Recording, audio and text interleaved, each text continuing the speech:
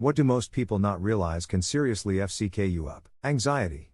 It's like a vicious cycle. You get anxiety for X thing, you get all worked up, X thing happened and it frickin' traumatized you. Now every time you see something related to X thing you get more anxious. You don't know how you'll get out, you seek help and can't find it, so now you have a new thing to be more anxious about. Yeah.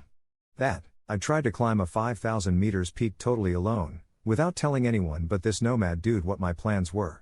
Got to 4,800 meters or so and started to feel like I was going blind, followed by HAPE symptoms. I've climbed mountains my whole life, so I knew to get the hell out of there, but wow was it a stupid idea. I'm lucky to have made it out unscathed to eat some totally bangin' nomad momos. Hey guys, much like you, I love reading people's stories on Ask Reddit. Unfortunately, there's a lot of weird middle school level, just thought experiment type hypotheticals like nice try Baskin Robbins. I don't find this compelling, so that's why I've made it my mission to trawl and crawl through Ask Reddit and find the very best content and put it in your ears. That's why I'm begging you, like and subscribe. If there's anything I can do to help you out, give you the kind of content that you crave to help you get through your workday, let me know in a comment. But please, like and subscribe. I work with bags of cement every day. How bad is it?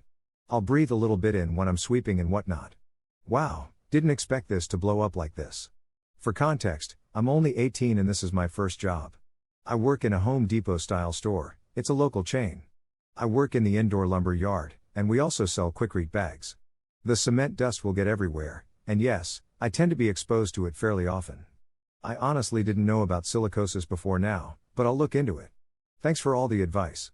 I'll get a respirator and gloves from now on. Kangaroos. On my tour of the Blue Mountains in New South Wales, the guide got on the microphone and announced to the group, if you see a roo, stay away. They are dumb as fuck, and will fuck you up. Apparently they have a claw on their hind legs similar to a raptor that can slice your abdomen so deep that your guys fall right out. True story, when an aunt, by marriage, of mine was a kid, she had a newborn sister that was eaten alive by one of the family pigs. A lot of people keep asking how it happened, and here goes a basic summary. It happened in Mexico sometime around the late 60s, early 70s. Low-income farming family. Baby was left in bed while family went to do their chores. The house they lived in was really run down and practically a shack. The pig, maybe pigs, had no trouble just walking in. Don't recall if the pig pen was left open or there was no gate and the house door was easy to push open. Not replacing your gas furnace filters results in your heat exchanger to crack, and then the furnace blows odorless carbon monoxide throughout your vents and you go to sleep forever. Change your gas furnace filters. You cannot smell carbon monoxide, but it can and will kill you and your entire family. And dementia, diabetes, etc. Research starting to look like lack of sleep is indicated in most bodily dysregulations.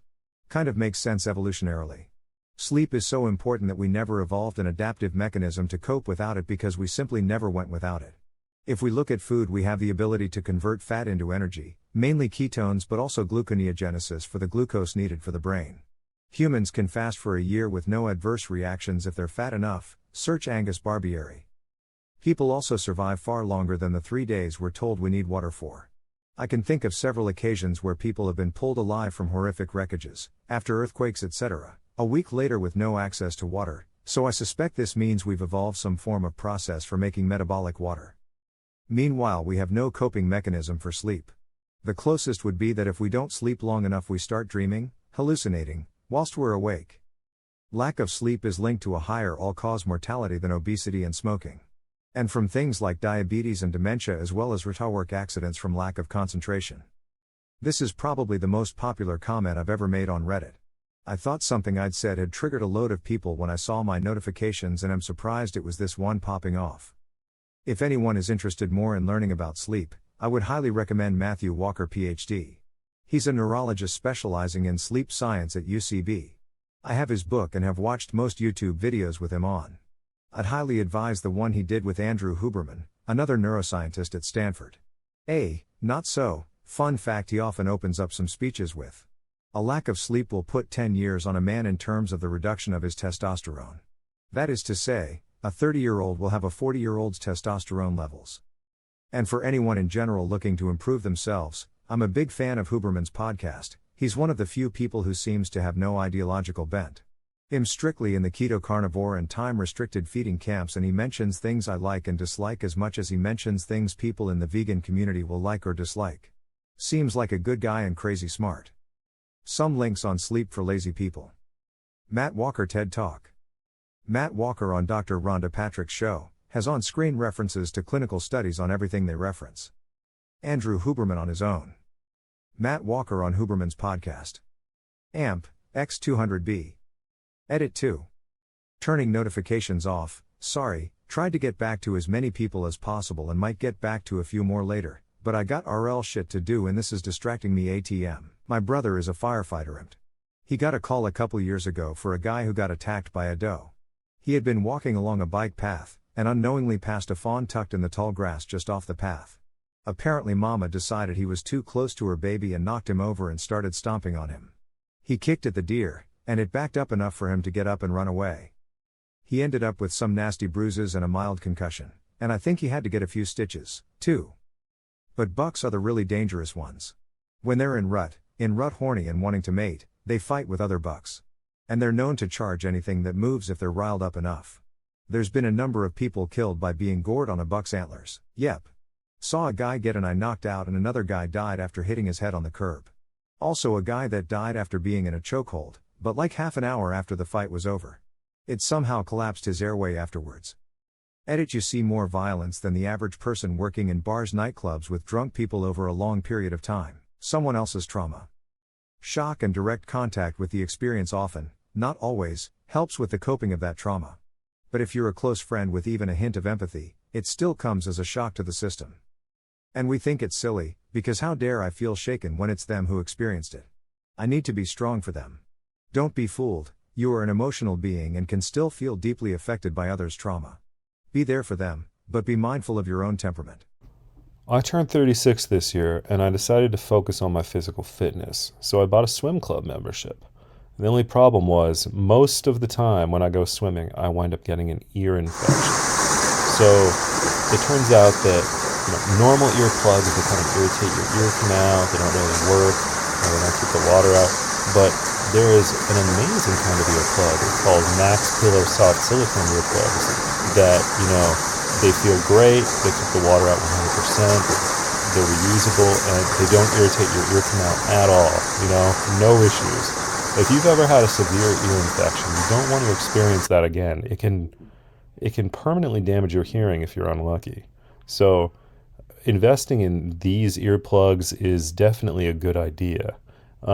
Also, when my baby was crying later this year and I could not get to sleep, I used the same earplugs and they worked great. I was able to sleep right next to a crying baby. So be sure to click my affiliate link and purchase some of these Mack's earplugs today. Hear me out, but cancer treatment. You all know about the basics like vomiting and hair loss, but it's so much more than that. The whole point of chemo is that you're betting that your cells can last longer in a toxic environment than the cancer cells, so you poison your body. I have permanent nerve damage in my toes from where the chemo fucked up my nerve endings. I had a fissure up my ass about 10 inches, so shitting was a 910 pain experience. Only pain that was worse was when the mucositis got so bad I couldn't tolerate drinking water. Imagine being in such pain that you can't drink water even after chugging 20 milligrams of hydrocodone, with a glass right in front of you. I got hospitalized twice for dehydration that way. I'm cancer-free now, and I hope I never have to go through that again. Fuck cancer. My grandpa was a mechanic handyman his whole life. He basically does everything around the house. I've literally never had to call a plumber, painter, flooring guy. Never had to call any service in my 26 years because grandpa can do it, and if anyone in the family does call someone Hess in their hair making suggestions. One of our garage door springs came off and he said hell nah and did the call himself. They are 100 accurate. I have depressive bipolar disorder and this is exactly how it feels. I'm not so much sad, it's just nothing. Like it's an emptiness that shouldn't be there. And you try to do the things you enjoy, video games, working out, watching certain movies that you used to love, etc., but they just don't do it. So, you go to sleep then wake up the next day and it's the same thing all over again. Like you don't want to die, but you are literally just waiting for your turn too. My grandpa likes to sunbathe naked in our garden. There's a hedge all around it so he has the privacy to do so. Anyhow, I saw him fidgeting in his chair during lunch one day and asked if something's the matter. He explained to us that he had forgotten to put sunblock on his genitals last week and now his balls are peeling like the outer layer of an onion. My dad lost his shit laughing and I almost choked on the soup. Good times. To those wondering whether the soup we were having was French onion. It was not, though it'd make for a great addition to the story, with drowning it as a reaction to the irritation caused by having water in the lungs. Your lungs produce mucus to clean themselves after drowning and eventually fill up until you drown in your own bodily fluids. It is called secondary drowning and tends to happen when your recovered casualty is just taking a nap after the stress of recovery, expecting so highly from yourself. It can give you a great amount of guilt and lack of confidence. It is okay to fail sometimes, not everything is a lesson. Edit, thank you so much for this support. It is my first day actively posting answer on Reddit, despite being on it for over 1 I am truly overwhelmed by the response. I remember when I was a teen when one of my uncle's friends came back for a break from the military and brought one his Marine buddies. Well, this guy had only lived in low elevation, flew everywhere so he had no exposure to high altitudes. My family's place in the Colorado mountains about 8,000 feet above sea level. I watched this 19-year-old Marine drink one, and only one, cheap beer and get totally plastered. I mean, he could barely walk and he was slurring his words like he'd been drinking all day. His body had no tolerance for alcohol at such high elevation and got wasted off of one beer. There is a tendon that stretches the last bit of intestine straight for easy pooping, but only if one's knees are higher than your butt. Hence the squatting makes it a lot more easy and faster to poop. Correction, it is actually a muscle, puborectalis muscle to be precise. Heard a story from my father, he took part in such door installation course. Guy leasing the Prelection said there are 2 reasons for why you should never install these springs alone as he raised his hand to gesture number 2. However, there were only nubs in place of his pointer and middle finger. Seeing the shock it caused in the audience, he bursted out with laughter. Corrected some sentences. I had cholera once. It can be fatal, and mostly it's dehydration that kills. The trick I learned was to not drink water but to sip it. Tiny little sips about 1 per minute can keep you from vomiting it.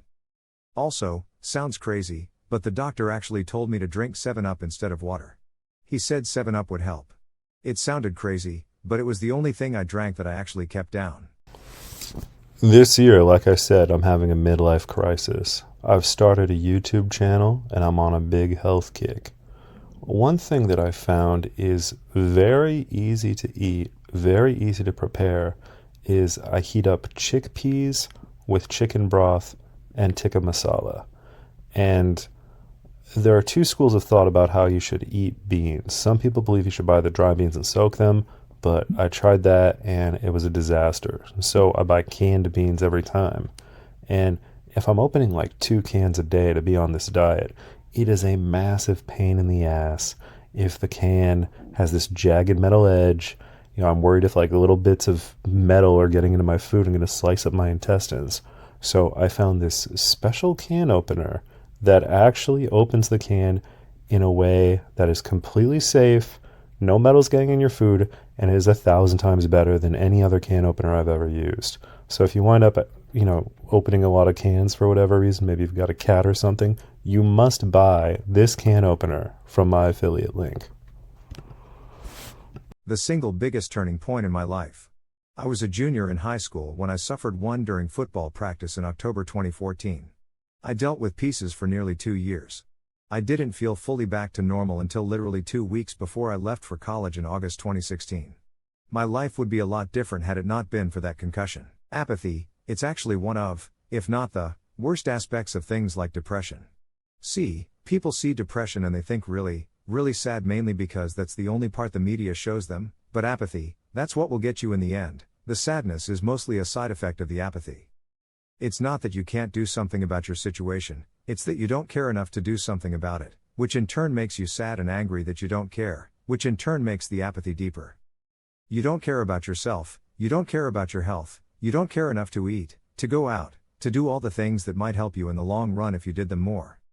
It all culminates in the solid fact that if the cycle of apathy and sadness continues, you eventually simply do not care about living, and if it gets really bad, you don't care how it will affect others if you do give up, which is what will eventually cause you to believe that others don't care about you, giving you that tiny push, that voice that goes, it doesn't matter, go ahead. Someone with real, actual depression will not be simply sad all the time, they will simply not care or really react to things, they have to consciously make an effort to do things you would simply do practically on automatic. The turnout is great here. Everyone sharing their thoughts on the matter. I hope it helps some of you maybe realize something about yourselves, and also, about others, that you aren't alone in this. Depression is a disease, and people need to be aware of how badly it can infect you. If you feel like you need help, even if you don't care, reach out and get it. After all, if it doesn't matter to you one way or the other, what's the harm in trying? Walking down the stairs with your hands in your pockets or without having at least one of your hands free to catch you if you fall. One of my high school teachers lost her husband because of this. When she got home from work, he was at the bottom of the stairs. Had been carrying a basket of laundry down. She was pregnant at the time. Thank you for my first awards. Anxiety. It's like a vicious cycle. You get anxiety for X thing. You get all worked up. X thing happened and it frickin' traumatized you. Now every time you see something related to X thing you get more anxious. You don't know how you'll get out. You seek help and can't find it. So now you have a new thing to be more anxious about. Yeah. That. I tried to climb a 5,000 meters peak totally alone, without telling anyone but this nomad dude what my plans were. Got to 4,800 meters or so and started to feel like I was going blind, followed by HAPE symptoms. I've climbed mountains my whole life, so I knew to get the hell out of there, but wow was it a stupid idea. I'm lucky to have made it out unscathed to eat some totally bangin' nomad momos. Hey guys, do you ever have a problem getting to sleep at night? Well, I've got the magic pill to cure your insomnia. Much like you, I used to twist and turn all night. But then I discovered that you can take melatonin and Valerian Root together to get a good night's sleep every single night. I've been taking it every night by for years and years. I've been taking Valerian and melatonin, and this is my life hack to get a good night's sleep and vivid dreams every night. So be sure to click my affiliate links, and I will give you the gift of a good night's sleep.